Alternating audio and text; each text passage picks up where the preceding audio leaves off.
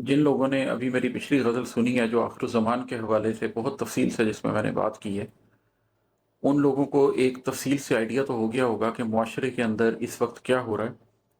लेकिन अब मैं एक गज़ल आपको सुनाता हूँ जिसके अंदर उसी चीज़ का ज़ाती पहलू नज़र आएगा। पहले मैंने आपको उसका मैक्रो पहलू अपनी पिछली जो वीडियो रिकॉर्ड करवाई है उसके अंदर बताया है कि मैक्रो लेवल पर सोसाइटी के लेवल के ऊपर ये निज़ाम दजल क्या कर रहा है।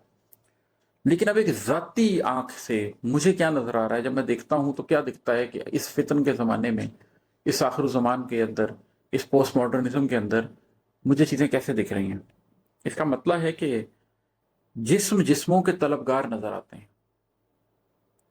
जिस्म जिस्मों के तलबगार नज़र आते हैं, हर तरफ रूह के आज़ार नज़र आते हैं। ये ख़ास तौर पर जिस तरीके से मुआशरे की अखलाकियात को ख़राब किया जा रहा है और जिस्म जिस्मों के तलबगार होते चले जा रहे हैं।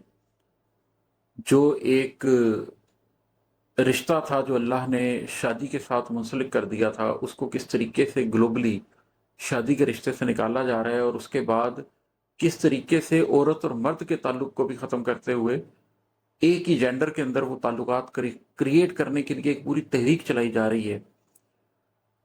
ये उसके तनाज़ुर में है कि जिस्म जिस्मों के तलबगार नज़र आते हैं। हर तरफ आप देखते हैं कि जिस्म है और उनको जिस्मों की हवस है।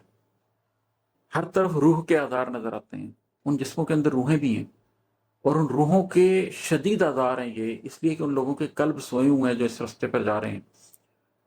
उनके कल्ब जागे ही नहीं हैं। उनकी रूह ज़िंदान में कैद है। उनकी रूह उनके सोच तक, उनके कल्ब तक, उनके जज़्बों तक भी नहीं पहुँच पा रही और वो सिर्फ़ अपने जिस्म की रंग-रलियों में, अपने जिस्म के मज़े के अंदर डूबे हुए हैं। जिस्म की लज़्ज़त पाई जा रही है और आप देखते हैं दाएँ-बाएँ कि ज़िंदगी में लोग जिस्म की वो लज़्ज़तें हासिल कर रहे हैं, अपनी रूह बेच के। जिस्म फ़रोशी उतना बड़ा गुनाह नहीं है जितना बड़ा गुनाह रूह फ़रोशी है। जब आपने अपनी रूह ही बेच दी, तो पीछे बच क्या गया?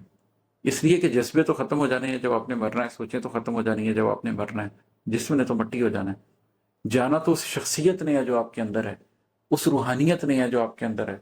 अगर उसने एक ज़िंदान में ज़िंदगी गुज़ारी और जब फ़रिश्ते रूह लेने के लिए आए, तो उसने निकलने से इनकार कर दिया और मार-मार कर उसे जिस्म से निकाला गया, तो क्या होगा?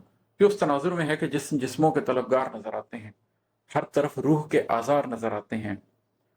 रंग और खुशबू में लिपटे ये परी चेहरा लोग, रंग और खुशबू में लिपटे ये परी चेहरा लोग, दीदाए बीना को बीमार नज़र आते हैं।